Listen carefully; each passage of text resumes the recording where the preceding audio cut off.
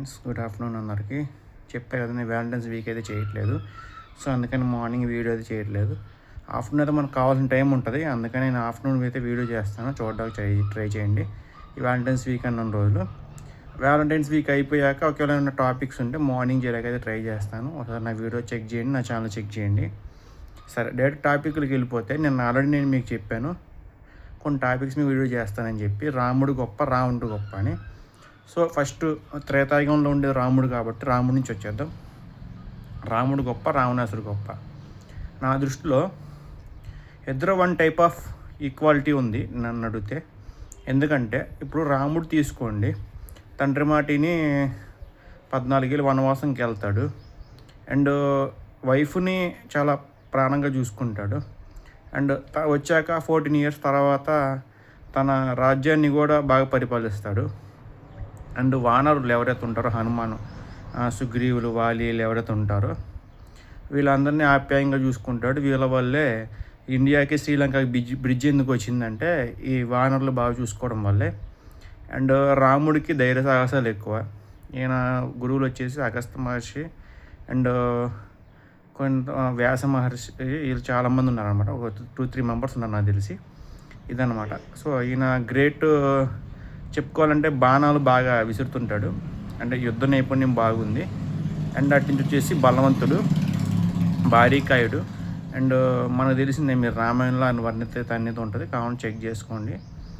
And ఇంకా అటు నుంచి వచ్చేసి రావణాసుడిని జయించిన అతను మెయిన్గా. ఎందుకంటే సీతమ్మని తీసుకెళ్ళినప్పుడు రావణాసుడిని పోరాడి జయించి వచ్చాడనమాట. అది రాముడు బలం.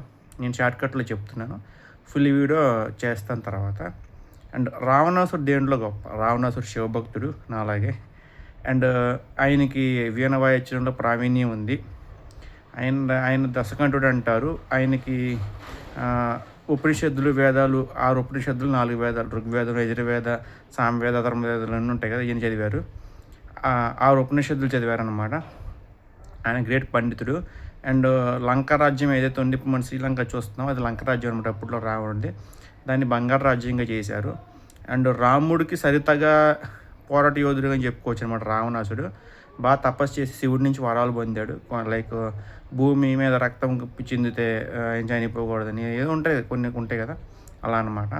సో ఇది రాముడికి వ్యత్యాసం. కానీ రాముడు ఎంత మంచిగా తొన్నాడు, అందుకని రాముడు దేవుడు అయ్యాడు. రావణాసుడు లంకేలకు దేవుడు అయి ఉండొచ్చు, కానీ మన ఇండియన్ హిస్టరీ ప్రకారం రాముడు దేవుడు అయ్యాడు. ఎందుకంటే రాముడు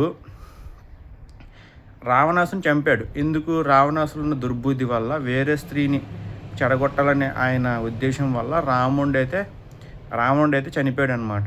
సో మనది కానిది పరాయాలైంది మనదైతే ఎక్కువ ఆశించకూడదు. దీనివల్ల మనకు తెలిసిన యుద్ధ నీతి అండ్ హిస్టారికల్ నీతి ఏంటంటే, అండ్ అటు నుంచి వచ్చేసి రాముడిలో మనం నేర్చుకోవాల్సింది ఏంటంటే తండ్రి బాటుకి విలువ ఇవ్వడం, మామూలుగా భార్యని ప్రేమగా చూసుకోవడం, ఎక్కడున్నా సరే ఎలా ఉన్నా సరే, రాజ్యాన్ని బాగా పరిపాలించడం, అన్నా తమ్ములకి వాల్యూ ఇవ్వడం, ఇలాంటి మంచి మనం రాముడి నుంచి నేర్చుకుంటాం అనమాట. ఏమన్నా మిస్టేక్ చెప్తే నేనైతే సారీ, నేను కొన్ని విషయం అయితే చెప్పాను. మనం రావణ్ నుంచి ఏం నేర్చుకోవాలంటే యుద్ధ పటిమ, ఆయనకి నేర్చుకున్న వీణ సాధనం కావచ్చు, బంగారు రాజ్యం చేయడం కావచ్చు లంకని, అండ్ రూలర్గా ఒక సుభిక్షంగా ప్రజలను చూసుకోవడం కావచ్చు, శివభక్తుడిగా కావచ్చు. అండ్ ఆయన చెప్పా కదా, వేద పండితుడు, లైక్ 4 వేదాలు, 6 ఉపనిషత్తులు చదవడం కావచ్చు, ఇలా అనమాట. సో ఈ రెండిట్లో మీకేది బాగా అనిపించిందో ఖచ్చితంగా కామెంట్ చేయడం మర్చిపోమాకండి. నాకైతే రాముడు గ్రేటు, రావణాసుడు ఇద్దరు ఈక్వాలిటీ ఉంది. నేను ఎవరిని తక్కువ చేయట్లేదు, ఎవరిని ఎక్కువ చేయట్లేదు. అలా అని నాకు రాముడు తక్కువ అంటే కాదు, అలా అని రావణాసుడు ఎక్కువ అంటే కాదు.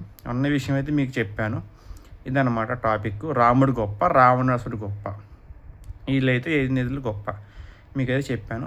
దేనికైనా సరే ఎదుటి వాళ్ళది మనం ఆశించామంటే దాని నుంచి మనకి దురుద్దేశం ఉండే మనం ఆశిస్తామని చెప్పి దీనికి సారాంశం అన్నమాట. సీతమ్మ తల్లి ఆయన వైఫ్ కాదు, ఆయన వైఫ్ ఆయనకు ఉంది. మరి సీతమ్మ తల్లిని ఎందుకు ఆశించాడు? అది దుర్బుద్ధి అంటారు అనమాట. దాన్ని దుర్బుద్ధి ఎప్పటికైనా మన వినాశనానికి కారణం అనమాట. శివుడు చెప్పినట్టు వినాశాలు విపరీత బుద్ధి అని, అందుకే. So thank you so much. దీనివల్ల మీరు నేర్చుకుంది ఏంటంటే, వేరే వాళ్ళ సొమ్ము మనకు అవసరం, అది పాము లాంటిది అనమాట. ఇప్పుడు ₹1 కానీ ₹2 కానీ ఏదో వేరే వాళ్ళకి దొరికిపోయానని చెప్పి మనం హ్యాపీగా ఫీల్ అవ్వచ్చు. కానీ నష్టం తెచ్చేది మనకే అనమాట. రూపాయి ప్లేస్లో రూ. 10 పోవచ్చు, రూ. 20 పోవచ్చు, రూ. 30 పోవచ్చు. ఇది టాపిక్. సో ఆదరిస్తారని చెప్పి మనస్ఫూర్తిగా ఆశిస్తున్నాను. Thank you so much.